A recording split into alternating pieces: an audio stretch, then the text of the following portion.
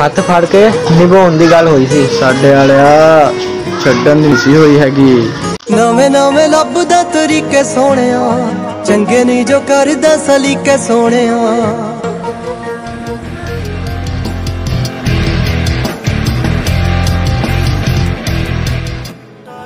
जे तू साडा हो के चलदा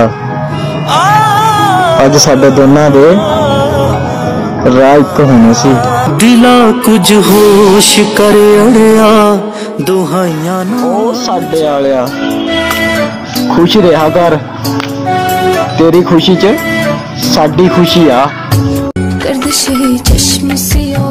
जे तू साडा हो के चलदा अज साडे दोनां दे राह इक होने सी। दिला कुछ होश कर अड़िया दुहाइयां ना। हथ फड़ के निभाउण दी गल होई सी साडे वालिया छड्डण दी सी होई हैगी। नवे नवे लभदा तरीके सोहणिया चंगे नहीं जो करदा सलीके सोहणिया।